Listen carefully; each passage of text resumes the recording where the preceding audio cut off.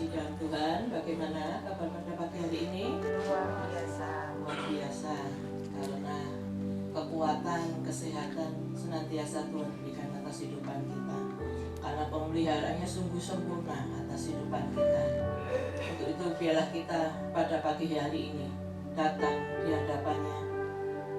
Kita ucapkan syukur yang paling dalam, karena Dia teramat sangat baik atas hidupan kita. Kita datang di hadapan Tuhan. Kami bersyukur kepadamu Tuhan, kalau pada pagi hari ini Kau telah kumpulkan kami di tempat ini. Sungguh kasih-Mu luar biasa atas hidup kami. Terima kasih kalau kami ada sebagaimana kami ada. Makasih buat pemeliharaan Tuhan dalam hidupan kami. Terpuji nama-Mu Bapa. Sebentar kami akan bersorak, kami akan memuji, memuliakan nama-Mu. Kiranya Tuhan, Engkau sendiri yang pimpin ibadah pada pagi hari ini. Kami serahkan dalam tangan-Mu. Hanya di dalam nama Tuhan kami, Yesus Kristus, kami alaskan doa kami. Umat Tuhan yang percaya, kita katakan amin, haleluya. Mari saya jemput untuk bangkit berdiri. Kita sebagai umat pilihan Tuhan, kita yang dipanggil, kita yang dipilih. Untuk itu biarlah kita berdiri pagi hari ini. Kita sorakan nama Dia, kita agungkan nama Dia.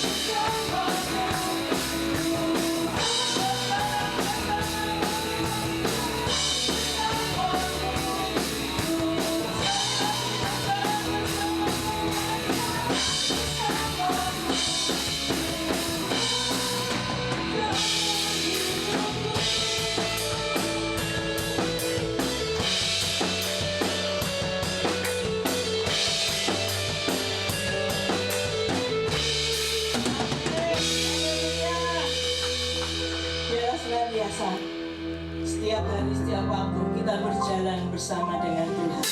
Allah sungguh indah. Kalau jalan bersama Dia, pertolongannya sungguh nyata dalam kehidupan kita. Haleluya.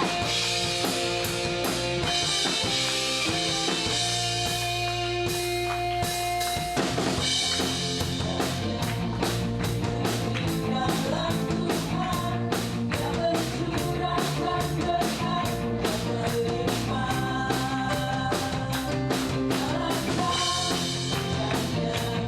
Jalan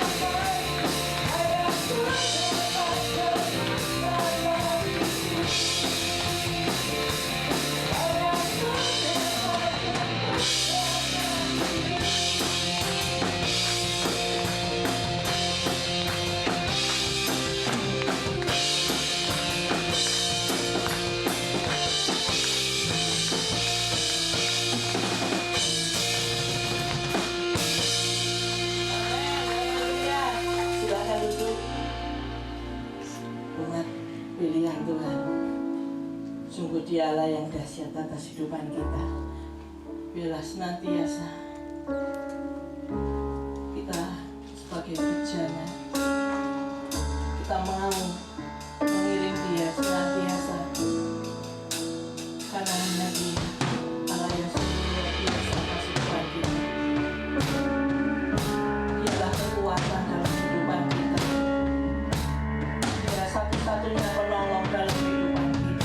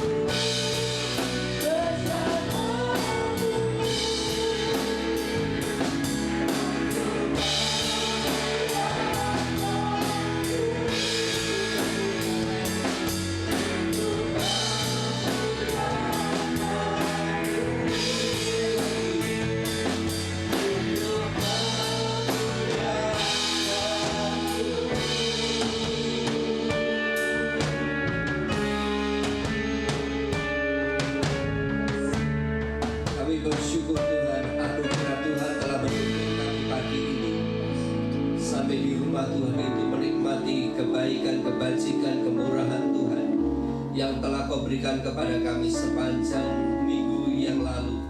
Kami boleh menikmati segala pemeliharaan perlindungan-Mu. Di tempat inilah kami membawa bencana-bencana hidup kami untuk memuliakan-Mu. Kami bersyukur atas segala-galanya yang telah Kau berikan dalam hidup kami. Dan kami sangat percaya apa yang ada di depan kami, apa yang di depan kami Engkau sudah sediakan. Segala berkat-berkat rohani yang harus kami terima hari ini akan membawa kami kepada perkara-perkara yang baru juga. Tuhan, kami buka hati kami siapkan bencana kami untuk Kau isi lebih lagi. Dan kami merendahkan diri di hadapan firman-Mu, karena firman-Mu adalah kebenaran yang sanggup membawa kami kepada rencana-Mu yang sempurna, kepada kehendak-Mu. Dan firman-Mu lah yang akan menuntun kami kepada sesuatu kebebasan yang daripada-Mu. Kami bersyukur atas setiap berkat yang sudah Kau sediakan hari ini untuk setiap kami. Kami menyambut penuh dengan iman dan percaya di dalam nama Yesus Kristus. Haleluya. Amin. Amin. Puji Tuhan. Selamat pagi Bapak Ibu Saudara semuanya. Haleluya. Puji Tuhan. Hari ini saya akan mengajak saudara melihat bagian yang kedua dari tema yang saya berikan minggu lalu, yaitu jangan takut tentang masa depan Anda. Saudara masih ingat kenapa kita tidak boleh takut dengan masa depan kita? Masih ingat tak? Minggu lalu temanya apa? Subtemanya. Karena Allah telah memilih kita. Kita tidak boleh takut karena Allah telah memilih kita. Minggu lalu kita belajar firman Tuhan tentang kekayaan atau berkat rohani yang telah disediakan oleh Allah sejak kita ada di dalam Yesus. Kalau kita tahu status kita di dalam Yesus, maka kita tidak akan pernah takut dengan yang namanya masa depan. Sekalipun kita ini memiliki latar belakang yang sangat mengerikan, sangat buruk, seperti yang dikisahkan dalam Yehezkiel pasal 16 ayat 4-8. Saya berharap ayat itu beberapa minggu ini saudara baca terus berulang-ulang, supaya kita semua mengerti, paham siapa kita sesungguhnya.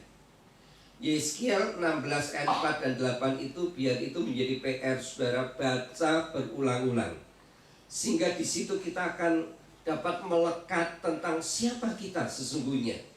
Yehezkiel 16 4-8 mengisahkan bahwa kita adalah bayi yang malang, bayi yang sangat malang, di mana lahir di dunia dari keturunan Kanaan. Kanaan adalah bangsa yang hidup di bawah kutuk Allah. Kemudian lahir dalam keadaan kotor, penuh lumpur dosa. Lahir dari sebuah keluarga, bapaknya disebut orang Amori, amoral. Sehingga kita tahu, kita sadar kehidupan kita ini kenapa lahir sudah punya dosa keturunan. Karena memang kita lahir dari benih Adam, yaitu benih keturunan dosa. Kita tidak diajar orang tua kita berdusta, membenci. Kita tidak diajar orang tua kita untuk berbohong dan semuanya. Tapi semua itu kita lakukan. Kenapa? Karena ada dosa yang sudah mengikat turun-temurun sejak Adam jatuh dalam dosa. Nah, kemudian dikatakan di dalam Yehezkiel 16 ayat 4-8 itu, ketika lahir dalam keadaan kotor, tidak dicuci, tidak dibersihkan darahnya. Artinya kelahiran kita itu dalam keadaan penuh dengan lumpur dosa. Tidak berhenti sampai di situ. Ternyata setelah lahir, bayi itu dibuang, tidak diperdulikan lagi. Dikatakan, biarlah kalau mati, biarlah mati. Artinya sudah tidak ada harapan untuk hidup dalam pengharapan dan dalam masa depan yang cerah. Namun ada seseorang yang datang lewat di ladang itu, kemudian mendengar bayi itu, melihat bayi itu sambil menendang-nendang kakinya, dilihat masih ada harapan untuk hidup. Orang itu gambaran daripada Allah sendiri telah datang membawa belas kasihan kepada kita. Sehingga dengan demikian bayi itu diambil, digendongnya. Lalu dia berkata, engkau harus hidup. Nah saudara, lihat ini. Untuk membuat bayi ini jadi yang tidak punya pengharapan, kemudian punya pengharapan, yang harusnya binasa tapi diperjuangkan untuk hidup, Allah rela bayar harga yang begitu mahal agar hidup kita dapat diselamatkan dari kebinasaan. Bahkan dengan jalan inilah Allah memutuskan memilih kita untuk diselamatkan. Nah Bapak Ibu Saudara yang saya kasih dalam Tuhan, Yeskiel 16 itu berbicara begitu dalam sekali tentang kehidupan kita. Kalau kita mau merenungkan siapa dulu kita, nah itulah bayi yang malang itu. Mari kita semua mengakui bahwa Allah telah memilih kita. Kalau Allah tidak memilih kita, kita pasti binasa. Kita pasti tidak ada harapan. Kalau kita bisa hidup pun hidup di bawah kutuk. Itu sebabnya hargai, hormati apa yang telah Tuhan berikan dalam hidup kita semuanya. Nah, kita lihat hari ini untuk kita akan belajar berkat-berkat rohani yang berikutnya. Berkat-berkat rohani yang tidak ternilai harganya. Mari kita akan melihat yang kedua, yaitu selain Allah memilih kita untuk menjadi miliknya. Hari ini kita akan belajar bagian yang kedua.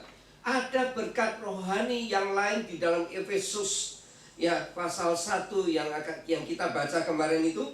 Ada berkat rohani yang kedua. Mari kita baca Efesus 1 ayat 3 sampai 5. Ada berkat rohani yang kedua yang hari ini saya mau sampaikan. Kekayaan rohani yang tidak ternilai harganya melebihi segala apapun kekayaan di dunia ini. Apa berkat rohani yang kedua atau kekayaan rohani kedua yang kita terima sejak kita di dalam Yesus? Efesus 1 ayat 3 sampai 5. Terpujilah Allah dan Bapa Tuhan kita Yesus Kristus, yang di dalam Yesus telah mengaruniakan kepada kita segala berkat rohani di dalam surga. Sebab di dalam Dia Allah telah memilih kita sebelum dunia dijadikan, supaya kita kudus dan tidak bercacat di hadapannya. Saya sudah menjelaskan kebenaran ini dalam ayat 4 ini. Hal yang pertama yang kita terima dalam bentuk berkat rohani yang sudah kita terima dari Allah adalah Allah telah memilih kita. Bukan kita memilih Allah lebih dulu, tapi Allah telah memilih kita menjadi miliknya. Sekarang kita lihat ayat 5. Dan dalam kasih Ia telah menentukan kita dari semula oleh Yesus Kristus untuk menjadi anak-anaknya sesuai dengan kerelaan hatinya. Nah saudara, yang kelima, saudara, yang ayat 5 dikatakan dalam kasih Ia telah menentukan kita dari semula oleh Yesus Kristus untuk menjadi anak-anaknya sesuai dengan kerelaan kehendaknya. Nah saudara, yang kelima, yang kedua saya mau sampaikan berkat yang kedua adalah di dalam ayat 5 ini, kita semua sekarang menjadi anak-anak Allah. Kita menjadi anak-anak Allah. Bagaimana proses kehidupan kita yang latar belakang kita memiliki latar belakang kehidupan yang sangat buruk, sekarang diangkat status kita menjadi anak Allah. Bagaimana proses perjalanan hidup kita yang memiliki latar belakang yang buruk, seperti yang ditulis dalam Yeskiel pasal 16 ayat 3 sampai 5, dengan sangat jelas menunjukkan status atau karakteristik keluarga kita yang lama. Seperti apa keluarga kita yang lama itu? Yeskiel 16 ayat 3 sampai 5 menunjukkan bahwa karakteristik keluarga kita yang lama itu seperti di dalam Yeskiel pasal 16 3 dan 5 ini. Ayat 3 dikatakan demikian dalam Yeskiel pasal 16. Dan katakanlah, beginilah firman Tuhan Allah kepada Yerusalem, asalmu dan kelahiranmu ialah dari tanah Kanaan, ayahmu ialah orang Amori dan ibumu orang Heti. Kelahiranmu begini, waktu engkau dilahirkan, pusatmu tidak dipotong dan engkau tidak dibasuh dengan air supaya bersih, juga dengan garam pun engkau tidak digosok atau dibedungi dengan lamping. Tidak seorang pun merasa sayang kepadamu sehingga diperbuatnya hal itu kepadamu dari rasa belas kasihan. Malah engkau dibuang ke ladang karena orang memandang enteng kepadamu pada hari lahirmu. Saudara lihat, saya mau menunjukkan kepada saudara karakteristik status kita waktu kita hidup dengan keluarga lama kita. Artinya waktu kita masih di luar Yesus. Di luar Yesus kita tuh punya bapak. Bapak kita namanya iblis. Nah, lihat bagaimana kita melihat di dalam Yeskel pasal 16 3-5 itu. Yang pertama, kita memiliki nenek moyang dari keturunan Adam dan Hawa yang akibat perbuatan dosa mereka, seluruh keturunan Adam dan Hawa harus menanggung dosa. Nenek moyang kita itu sudah membawa benih dosa. Kedua, akibat dosa itu setiap keturunan Adam dan Hawa hidup di bawah kutuk. Hidup di bawah kutuk. Kutuk itulah yang membawa setiap manusia berdosa akan binasa. Artinya, setelah manusia mati secara tubuh, rohnya akan mendapat penghukuman kekal di api neraka. Tidak berhenti di situ. Setiap kita yang digambarkan dalam kitab Yeskel 16 itu, dikatakan yang kita baca tadi barusan ayat 3-5 tadi, sebagai manusia yang dilahirkan dari keluarga bangsa Kanaan. Artinya sebuah bangsa yang dikutuk akan dibinasakan oleh Allah. Bapak kita dari bangsa Amori, suatu kehidupan yang tidak punya akhlak moral yang baik, namun kita dilahirkan di lingkungan yang penuh dengan amoral. Lalu waktu lahir di dunia kita dalam keadaan kotor, najis, cemar, dan penuh dosa. Bahkan keluarga kita sendiri saja membuang kita. Artinya dunia tidak mengakui kehadiran kita. Kita dianggap sampah waktu ada di dunia ini. Karena memang kita sudah penuh lumpur dosa. Sehingga dunia pun, keluarga kita pun membuang kita. Dan ingat ini, bapak kita memiliki sifat pembohong. Yang benar dikatakan salah, yang salah dikatakan itu kebenaran. Bapak kita juga yang lama mengajarkan hidup kita penuh dengan kecemaran dan kenajisan. Bapak kita yang lama telah mengajarkan kepada kita hidup dalam pemberontakan dan melawan kebenaran. Bapak kita yang lama juga sudah lihat, sama sekali tidak peduli kalau nantinya kita bakal sengsara menderita untuk selama-lamanya. Bapak kita yang lama terus mengajarkan kepada kita kehidupan yang penuh dengan hawa nafsu. Yang penting karena hidup ini hanya sekali. Yang penting happy. Pokoknya tidak peduli akhirnya nanti seperti apa. Itu sebabnya banyak perkara-perkara yang tidak halal dihalalkan oleh manusia. Kenapa? Yang penting selama di dunia ini bahagia. Sehingga setiap kita selalu mengikuti kehendak daging dan pikiran kita selalu jahat adanya. Ada dorongan, keinginan untuk memberontak dengan semua kebenaran dari Allah. Nah, itu sebabnya Rasul Paulus saja mengakui, dia berkatakan dia dan kita ini semua, sesungguhnya kita ini ketika lahir di dunia, kita ini adalah anak-anak durhaka. Apa itu durhaka? Punya sifat memberontak kepada semua kebenaran yang diajarkan oleh Bapa di surga. Itu durhaka. Coba lihat di dalam Efesus 1 ayat 2 pasal 2 ayat 1-3. Paulus coba mengungkapkan siapa dia, siapa kita pada waktu lahir di dunia ini. Siapa dia, siapa kita waktu kita lahir di dunia ini. Pasal 2 ayat 1-3 dari Efesus, kita lihat, kamu dahulu sudah mati karena pelanggaran-pelanggaranmu dan dosa-dosamu. Kamu hidup di dalamnya karena kamu mengikuti jalan dunia ini. Karena kamu mentaati penguasa kerajaan angkasa. Nah, inilah yang disebut apa? Yaitu roh yang sekarang sedang bekerja di antara orang-orang durhaka. Ini loh bapak kita yang lama. Ini keluarga kita yang lama. Nah, kita harus tahu ini. Ya, dulu kita ngikuti jalan dunia ini karena kamu mentaati penguasa kerajaan angkasa. keluarga kita, bapak kita mengajarkan kehidupan yang seperti ini. Ayat 3. Sebenarnya dahulu kami semua juga terhitung di antara mereka. Ketika kami hidup di dalam hawa nafsu daging, menuruti kehendak daging dan pikiran kami yang jahat. Lalu dikatakan apa? Pada dasarnya kami adalah orang-orang yang harus dimurkai sama seperti mereka yang lain. Nah, saudara lihat di sini, betul-betul Paulus mengakui bahwa kita semua yang lahir di dunia ini anak-anak durhaka. Pada intinya kehidupan kita itu selalu memberontak kepada kebenaran yang Bapa di surga berikan kepada kita. Jadi Paulus sampai anak durhaka itu sepatutnya, kata Rasul Paulus, kita semua itu layak dimurkai oleh Allah.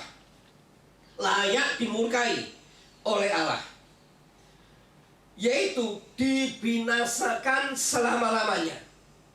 Saudara, Allah itu bukan kesulitan untuk menciptakan manusia yang baru. Tidak kesulitan menciptakan manusia yang baru. Dia lebih mudah menciptakan mungkin manusia baru, menyelesaikan semua orang-orang di dunia ini, dibinasakan semua seperti zaman Nuh, ya, kemudian bangun lagi dunia yang baru, manusia yang baru. Allah lebih mudah membinasakan manusia. Tetapi sudah lihat, dia tidak pernah ingin membinasakan manusia. Justru dia rela turun ke dunia untuk menyelamatkan ciptaannya itu.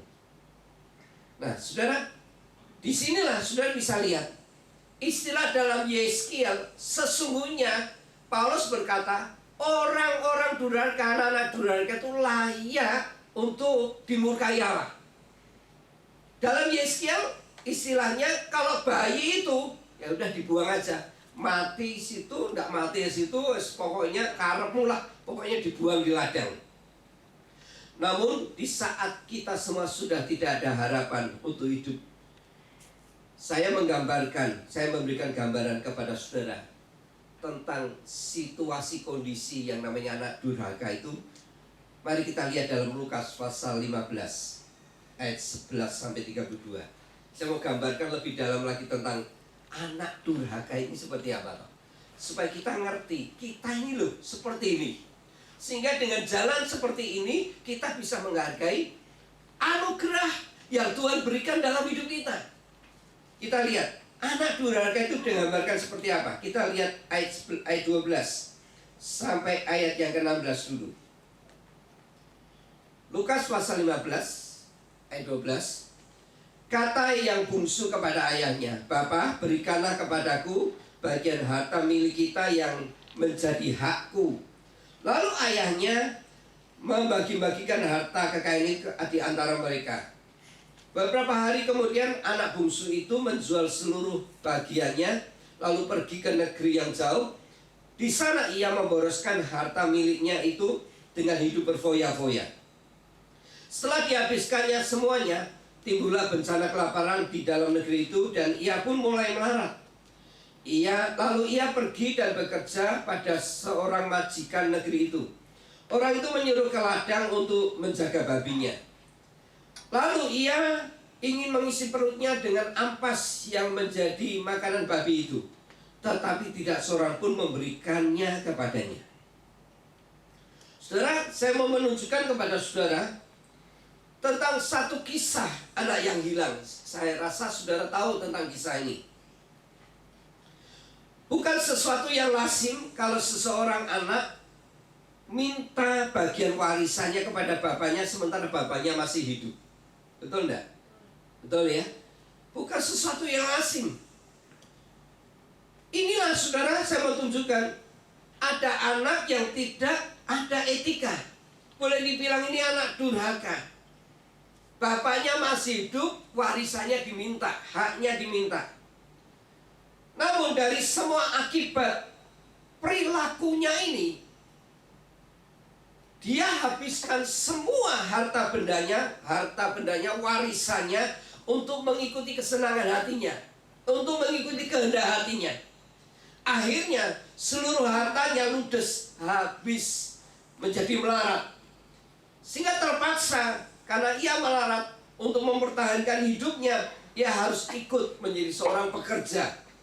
Dan ada seorang juragan ya memperkerjakan dia di ladang untuk menjaga babi.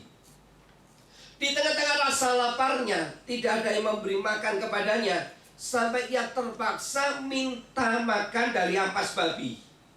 Minta makan dari ampas babi. Tetapi dikatakan firman Tuhan, tidak ada seorang pun memberikan kepadanya. Ini loh, minta ampas babi. Artinya yang dimakan babi itu mau dimakan dia. Sama standarnya. Itu pun tidak ada orang yang memberikan kepadanya. Ini sungguh menyedihkan sekali. Pelajaran ini mengingatkan kita semua bahwa setiap kedurhakaan itu, setiap pemberontakan itu kepada kebenaran, setiap pemberontakan atau setiap kedurhakaan itu akan membawa seseorang kepada perkara-perkara yang dimana orang itu akan mengalami sebab akibat. Akan mengalami sebab akibat. Saya ulangi, setiap kedurhakaan itu atau setiap pemberontakan kepada perkara-perkara kebenaran pasti ada sebab akibatnya. Apa yang dia tabur, cepat atau lambat, dia pasti akan menuainya. Ingat, ini pelajaran yang penting bagi kita. Setiap kedurhakaan, pemberontakan kepada kebenaran itu pasti ada sebab akibatnya. Nah, bagaimana kelanjutan kisah anak yang hilang ini? Yang sekarang menjadi miskin melarat dalam keadaan kelaparan, bahkan ia tidak bisa makan lagi karena ampas babi pun diminta, tidak ada yang memberikan. Dia mengambil keputusan yang tepat. Kalau dia salah mengambil keputusan, dia pasti akan mati kelaparan. Dia sadar telah memberontak, telah durhaka, telah bersalah terhadap bapaknya secara manusia, dan dia sadar dia telah memberontak bersalah di hadapan Bapa di surga. Mari kita baca 18-19. Mari kita baca 18-19. Kita akan baca. Aku akan bangkit dan pergi kepada Bapakku dan berkata kepadanya, Bapa, aku telah berdosa terhadap surga dan terhadap Bapa. Aku tidak layak lagi disebut anak Bapa. Jadikanlah aku sebagai salah seorang upahan Bapa. Dia sadar sejak ia keluar dari keluarga yang sesungguhnya, ia mengalami sengsara dan menderita. Sekali lagi ya, dia sadar sejak ia keluar dari keluarga yang sesungguhnya, ia mengalami sengsara dan menderita. Dan dia memutuskan untuk kembali kepada keluarga yang sesungguhnya, sekalipun tidak diakui sebagai anak tidak apa, hanya dianggap sebagai orang upahan. Dia menerima semua itu. Ya, daripada dia hidup dengan keluarga yang dia anggap sebagai keluarga yang baru, ya, keluarga yang lama itu, keluarga yang sesungguhnya itu telah ditinggalkan. Sekarang dia menganggap sebuah keluarga ini akan memberi kesenangan. Ternyata keluarga ini tidak memberi kesenangan. Bahkan dia mengalami penderitaan. Sekarang dia ingin kembali kepada keluarganya yang sesungguhnya. Namun apa yang terjadi? Sudah bisa lihat. Ketika bapaknya ini melihat anak bungsunya yang selama ini telah durhaka, memberontak kepadanya, pulang dalam keadaan miskin, compang-camping, lusuh, tidak punya harapan lagi. Bahkan dia minta jangan diakui sebagai anak, terima aku sebagai orang upahan aja. Bagaimana respon bapaknya ini? Kita lihat ayat 20 sampai 24. Kita lihat ayat 20 sampai 24. Maka bangkitlah ia dan pergilah kepada bapaknya. Ketika ia masih jauh, ayahnya telah melihatnya. Lalu tergeraklah hatinya oleh belas kasihan. Tergeraklah hatinya oleh belas kasihan. Ayahnya itu berlari mendapatkan dia, lalu merangkul dan mencium dia. Kata anak itu kepadanya, Bapa, aku telah berdosa terhadap surga dan terhadap Bapa. Aku tidak layak lagi disebut anak Bapa. Tetapi ayah itu berkata kepada hamba-hambanya, lekaslah, bawa kemari jubah yang terbaik, pakaikanlah itu kepadanya, dan kenakanlah cincin pada jarinya, sepatu pada kakinya. Dan ambillah anak lembu tambun, sembelihlah dia, marilah kita makan dan bersuka cita. Sebab anakku ini telah mati, menjadi hidup kembali.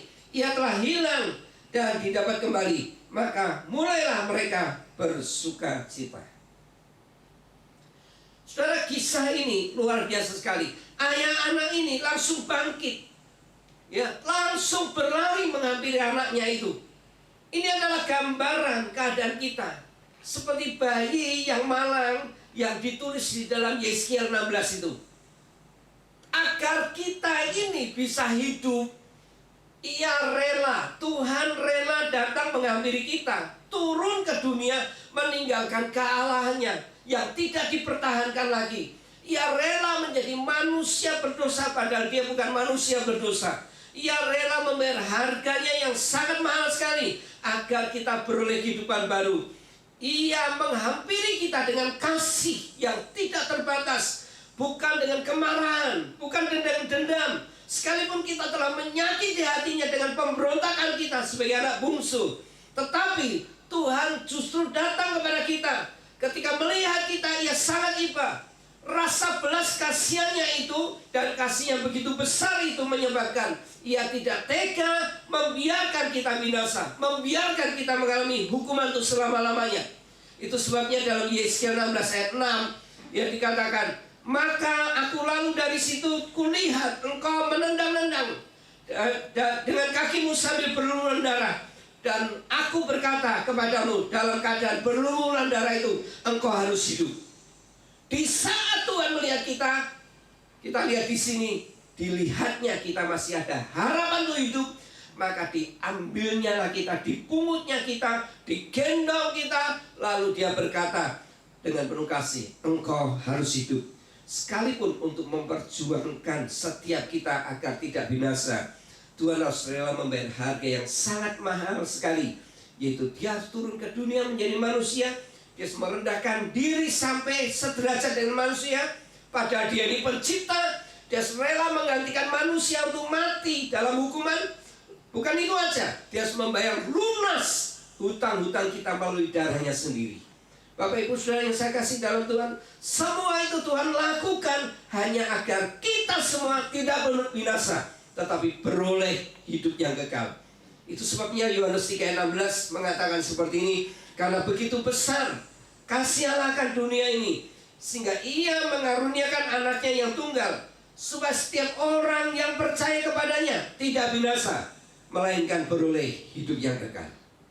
Nah, saudara-saudara, Allah tidak hanya menyelamatkan kita, Allah justru memilih kita, bahkan mengangkat kita menjadi anaknya.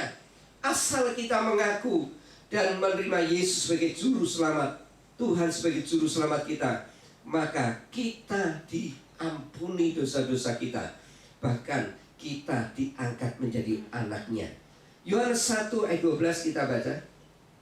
Yohanes 1 ayat 12 mengatakan seperti ini, kita baca sama-sama. Yohanes 1 ayat 12, kita akan baca sama-sama. Yohanes pasal 1 ayat 12. Baik, kita baca sama-sama. 2, 3.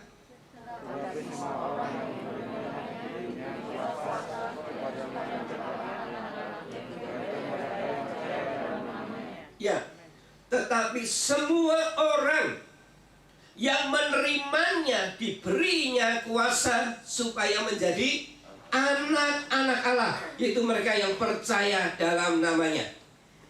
Nah, saudara, sejak kita dipilih dan diangkat jadi anak Allah, maka status kita menjadi berubah. Saya ulangi, sejak kita dipilih dan diangkat menjadi anak Allah, status kita menjadi berubah. Yang pertama, kita punya keluarga yang baru. Katakan, punya apa? Keluarga yang baru. Yang kedua, kita punya Bapa yang baru. Punya apa? Bapa yang baru. Yang ketiga, apa yang menjadi milik Bapa kita, kita pun berhak memilikinya sebagai anak-anak yang punya warisan dari Bapa kita. Ada 3 hal yang menjadikan kita istimewa sekali. Sejak kita dipilih, kemudian diangkat menjadi anak Allah. Yang pertama, kita punya keluarga yang baru. Yang kedua, kita punya Bapa yang baru. Dan yang ketiga, apa yang menjadi milik Bapa kita, kita pun berhak menikmatinya sebagai ahli waris. Mari kita baca Galatia 4, 5-6. Mari kita baca Galatia 4, 5-6. Wow, istimewa sekali kita. Sejak dipilih, sejak diangkat menjadi anak, kita punya keluarga yang baru, kita punya Bapa yang baru. Apa yang menjadi milik Bapak kita menjadi milik kita sebagai ahli waris. Pasal 4 dari kitab Galatia 5 dan 6. Kita baca sama-sama. 2, 3. Ia diutus untuk menebus mereka yang takluk kepada hukum Taurat, supaya kita diterima menjadi anak. 6. Dan karena kamu adalah anak, maka Allah telah membunuh anaknya di dalam perut kita yang berseru, ya Bapa, ya Bapa. Terus 7. Jadi kamu tandanya Allah meninggalkan anak.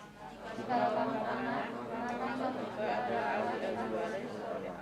Ya, di dalam ayat 5-7, 5-7 di situ, Saudara bisa melihat ada 3 hal istimewa sejak kita dipilih dan diangkat menjadi anak. Dari ayat 5-7 itu ada 3 hal istimewa. Yang pertama, kita punya keluarga yang baru, kita punya Bapa yang baru, bahkan kita punya hak yang dimiliki oleh Bapa kita di surga sebagai ahli waris. Nah, saya mau jelaskan saudara tentang kata anak, diangkat menjadi anak, ya. Dalam Efesus 1 ayat 5. Efesus 1 ayat 5, ya, kembali dalam ayat ini yang tadi awalnya kita baca tadi.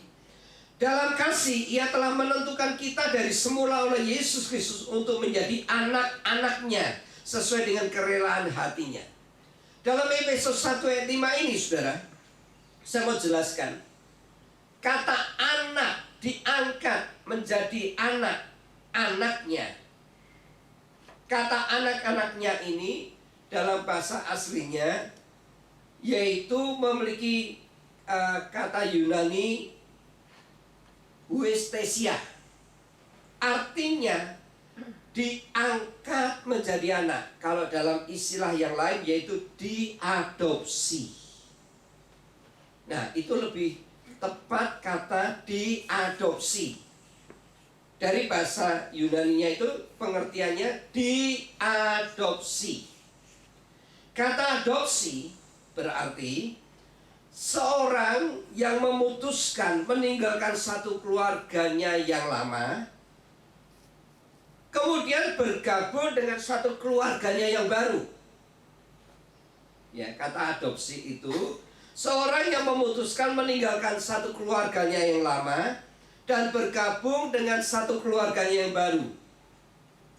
Dengan demikian, semua yang berhubungan dengan identitas yang berkaitan dengan keluarga yang lama harus ditinggalkan, harus dilepaskan semuanya. Saya ulangi, dengan demikian kalau seorang itu sudah diadopsi, maka orang itu ya ketika memiliki identitas dengan keluarga yang lama, itu semuanya harus ditinggalkan, dilepaskan semuanya, lalu menerima atau menyandang identitas marga, status, kepemilikan, penghasilan, dan sejarah serta hidup di dalam keluarga yang baru. Yang lama itu identitasnya ditinggalkan semuanya, lalu menerima menyandang identitas yang baru, marga yang baru, status yang baru, kepemilikan yang baru, penghasilan serta sejarah cara hidup di dalam keluarga yang baru. Itulah adopsi. Nah, inilah cara Paulus menggambarkan kehidupan kita. Dari keluarga kita yang lama, yaitu sebagai keluarga Adam yang membawa benih dosa, kita berpindah kepada keluarga kita yang baru menjadi keluarga Kristus. Artinya semua identitas kita dengan keluarga kita yang lama harus ditinggalkan, harus dilepaskan semuanya, dan kita menyandang, memakai identitas status kita yang baru dengan keluarga yang baru. Efesus 1:19 mengatakan seperti ini. Efesus 1:19 berkata seperti ini. Efesus 2 ayat 19 mengatakan seperti ini. Efesus 2 19. Ya, demikianlah kamu bukan lagi orang asing dan pendatang, melainkan kawan sewarga dari orang-orang kudus dan anggota-anggota keluarga Allah.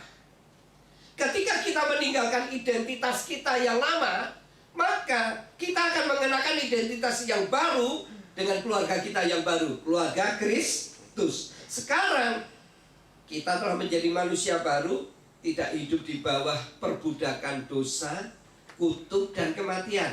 Tapi sekarang kita memiliki status yang baru sebagai anak-anak Allah yang menurut kebenaran firman Tuhan, kita telah menerima suatu berkat rohani, kekayaan rohani yang tidak ternilai harganya. Sebagai bayi malang yang sudah dibuang, layak dibinasakan, tapi justru Allah memilih kita untuk menjadikan milik kepunyaannya. Bahkan kita diadopsi untuk dijadikan anak angkat. Dan kita semua punya Bapa yang baru, dan kita punya hak waris sebagai anak-anak Bapa di surga. Bukankah setiap kita yang telah menerima suatu kekayaan rohani yang sangat mahal ini, yang melebihi segala harta di dunia ini, kita patut bersyukur kepada Tuhan. Karena nilai jiwa kita itu di hadapan Tuhan itu sangat berharga sekali. Anda tahu berapa nilai jiwa kita? Berapa? Anda tahu? Berapa triliun? Ada yang tahu? Berapa nilai jiwa kita? Kalau saudara mau tahu nilai jiwa kita di hadapan Tuhan itu, mau tahu? Mari kita baca Matius 16 ayat 26. Berapa nilai jiwa kita? Berapa nilai hidup kita di mata Tuhan? Kalau saudara dan saya tahu ayat ini, saudara dan saya tidak akan pernah menukarkan apapun lagi hidup kita ini dan kembali kepada keluarga kita yang lama. Kita akan bertahan terus sampai kesudahannya untuk tetap tinggal di keluarga kita yang baru, keluarga Kristus ini. Berapa nilai jiwa kita? Mari kita baca 2-3. Apa gunanya seorang memperoleh seluruh dunia tetapi kehilangan nyawanya, dan apakah yang dapat diberikannya sebagai ganti nyawanya? Saya tanya, berapa nilai jiwa kita? Dari ayat ini saudara akan melihat, saya dan saudara ini nilai jiwa kita di hadapan Tuhan itu berapa? Berapa? Perbandingannya apa? Satu jiwa itu sama dengan perbandingannya sama dengan seluruh dunia. Ya, seluruh harta dunia. Semua apapun yang ada di dunia itu, satu jiwa itu perbandingannya dengan seluruh harta di dunia ini. Semua yang ada di dunia ini, kesenangan yang di dunia ini, semua materi yang ada di dunia ini, satu jiwa. Jadi itu nilai kita di hadapan Tuhan. Murah.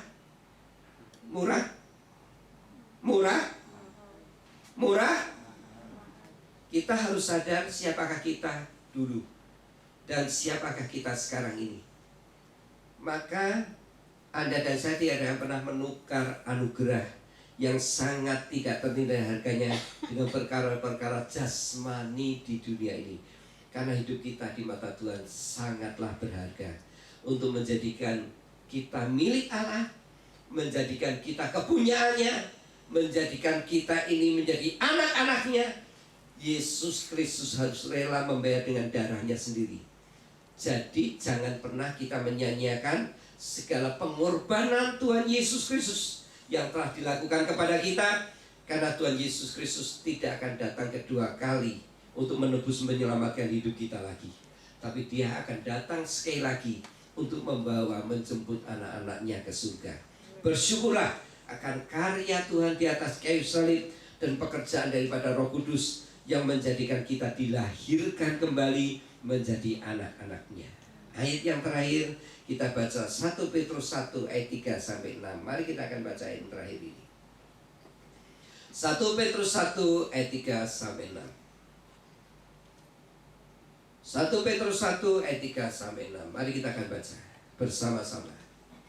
2, 3. Terpujilah Allah dan Bapa Tuhan kita Yesus Kristus, yang karena rahmat-Nya yang besar telah melahirkan kita kembali oleh kebangkitan Yesus Kristus dari antara orang mati kepada suatu hidup, sekali lagi kepada suatu hidup yang penuh dengan pengharapan, untuk menerima suatu bagian yang tidak dapat binasa, yang tidak dapat cemar, dan yang tidak dapat layu, yang tersimpan di surga. Bagi siapa? Bagi kamu, yaitu kamu yang dipelihara dalam kekuatan Allah karena imanmu, sementara kamu menantikan keselamatan yang telah tersedia untuk dinyatakan pada akhir zaman. Ayat 6 terakhir, bergembiralah akan hal itu, sekalipun sekarang ini kamu seketika harus berduka cita oleh berbagai-bagai pencobaan. Nah, saudara bisa lihat di sini, ya, ada satu dorongan yang luar biasa kepada kita semua hari ini. Kita harus bersyukur kepada Tuhan, karena oleh rahmat-Nya kita dilahirkan kembali, kita dipilih menjadi kepunyaannya, kita punya keluarga yang baru, kita menjadi milik Tuhan melalui kebangkitan Yesus dari antara orang mati, sehingga setiap kita tidak takut akan masa depan, karena setiap kita punya pengharapan. Katakan, punya pengharapan. Jangan takut. Dia yang melihat kita dalam keadaan sudah hancur, rusak, ya, malang, tidak punya harapan, Dia rela bayar harga sedemikian mahalnya agar kita punya kehidupan, agar kita diangkat menjadi anak. Kenapa kita harus takut dengan kehidupan kita di masa depan kita? Sekali lagi, kita jangan takut dengan masa depan kita, sebab setiap kita punya pengharapan yang pasti. Di dalam Tuhan kita punya berkat-berkat rohani, kekayaan-kekayaan rohani yang luar biasa, yang tidak akan pernah habis-habisnya, terus akan kita nikmati dalam hidup ini. Bapak Ibu Saudara yang saya kasih dalam Tuhan, saya yakin kita semua sangat bersyukur dengan segala berkat rohani yang sudah kita terima. Bagian yang pertama yang kita terima, kita tidak boleh takut masa depan kita, karena Allah telah memilih kita. Bukan karena kita baik, bukan kita suci, bukan karena kita sudah melakukan ini, melakukan itu. Ternyata dalam keadaan buruk, rusak, hancur, Dia memilih kita. Amin. Yang kedua, kita dijadikan anak Allah. Berarti kita punya keluarga yang baru, Bapa yang baru, dan kita punya warisan sebagai anak-anak Bapa di surga. Percayalah, segala sesuatu apa yang Tuhan janjikan pasti menjadi milik kita. Tuhan memberkati. Amin.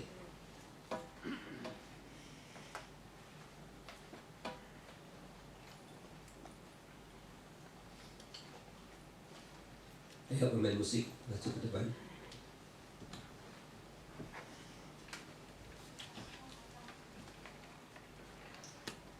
Ya, sih.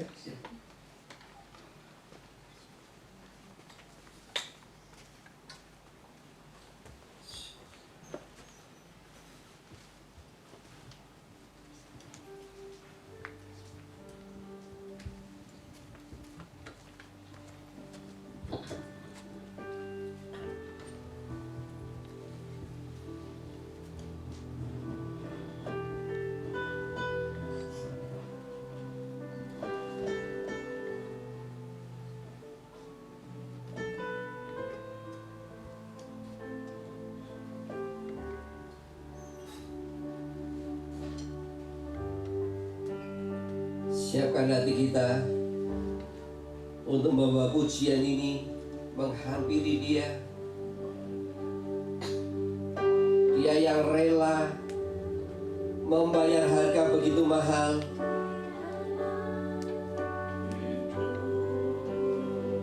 agar setiap kita sebagai bayi-bayi yang malang, yang sudah tidak punya harapan untuk hidup ini, boleh mendapatkan sebuah harga yang dia bayar mahal sekali.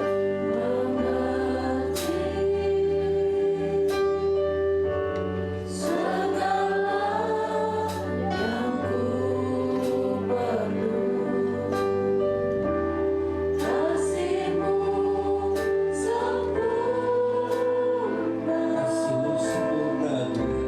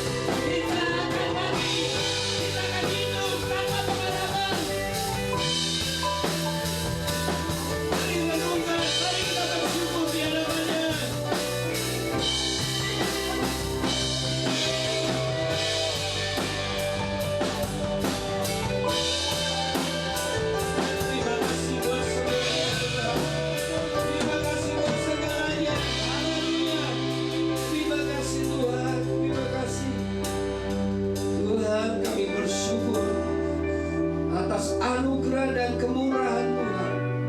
Hari ini kami boleh menerima kekayaan berkat rohani. Yang kedua, di mana kami boleh dijadikan anak-anak Allah. Kami punya keluarga yang baru, kami punya Bapa yang baru, kami punya warisan dari Bapa kami yang baru. Kami bersyukur atas setiap perbuatan-Mu atas hidup kami. Kami sadar siapa kami sesungguhnya. Kami adalah anak-anak durhaka yang layak menerima murka Allah. Tapi sungguh Tuhan, di saat kami tidak punya harapan, Engkau datang menemui kami. Engkau memanggil kami, memilih kami untuk dijadikan umat kepunyaan-Mu. Di saat kami tidak ada harapan sama sekali, Kau memungut kami, Kau mengambil kami, dan Kau berkata, Engkau harus hidup. Hanya supaya kami hidup, Kau rela turun ke dunia. Kau rela bayar harga begitu mahal. Kau rela mati tergantung di atas kayu salib. Kau rela mencurahkan darahnya supaya semua hutang-hutang kami lunas dan kami diadopsi menjadi anak-anak Allah. Terima kasih buat semua apa yang sudah Kau lakukan dalam hidup kami. Kami sangat bersyukur atas apa yang sudah Kau lakukan dalam hidup ini. Biar setiap kami akan menghargai, menghormati setiap kekayaan berkat-berkat rohani yang tidak ternilai harganya ini, melebihi segala apa yang di dunia ini.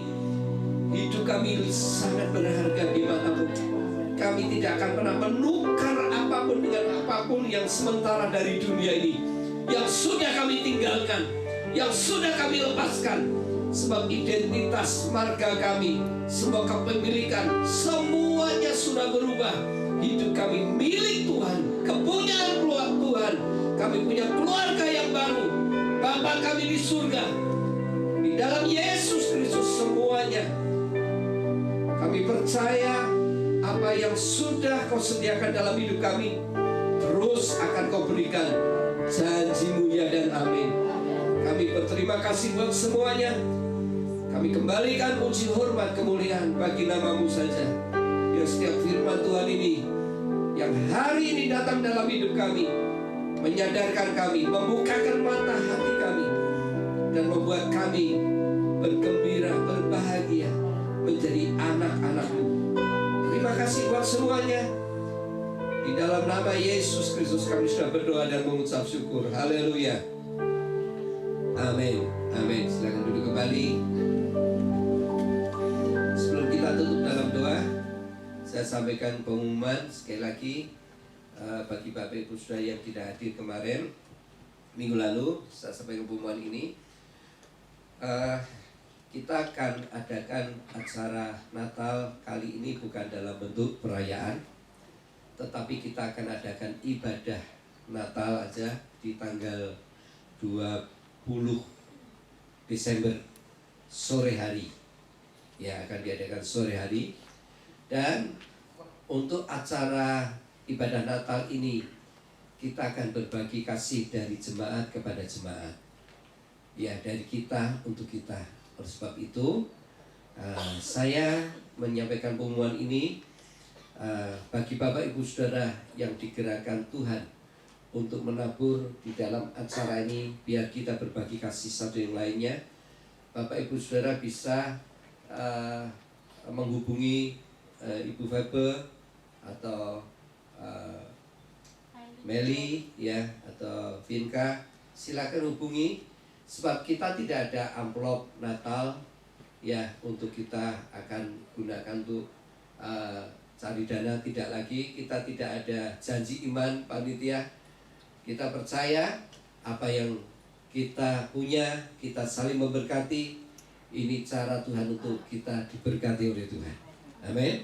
Nah, saya percaya ini akan kita lakukan di akhir di tahun ini, di acara ibadah Natal ini. Saya kira hanya itu aja yang saya sampaikan. Tidak ada pengumuman lain. Baik, kita akan berdiri bersama-sama. Kita akan tutup dalam doa. Bapa dalam surga, kami berterima kasih untuk setiap berkat-berkat rohani yang Kau sediakan di ibadah kami minggu pagi ini. Kami percaya ketika kami datang dengan membawa bejana yang kosong, maka setiap bejana kami akan diisi dengan hadirat-Mu, diisi dengan urapan-Mu yang baru, diisi dengan kebenaran-Mu. Bahkan ada berkat-berkat yang akan menyertai kami sebelum kami meninggalkan tempat ini. Dan untuk itu kami siap Tuhan menerima berkat-Mu. Kami angkat kedua tangan kami sekarang. Bapak Ibu Saudara yang saya kasih dalam Tuhan, sebelum Bapak Ibu Saudara meninggalkan tempat ini, sekali lagi firman Tuhan berkata, jangan takut akan masa depanmu, sebab Anda dan saya milik Dia. Sebab kita semua sudah diangkat menjadi anak-anak-Nya. Maka dari itu percayalah, Bapa di surga lebih tahu dari segala pergumulan, kerinduan, kebutuhan-kebutuhan, segala-galanya yang dibutuhkan oleh kita semuanya setiap hari. Percayalah, Dia Allah Maha Tahu dan Dia Maha Kuasa. Dia akan mengulurkan tangan berkat-Nya atas kita. Kalau dalam keadaan buruk saja, kita dipungut, diambil, dipilihnya menjadi miliknya. Apalagi sekarang kita menjadi anak-anak-Nya. Terimalah segala berkat yang baru dari Bapamu di surga hari ini turun dalam hidupmu.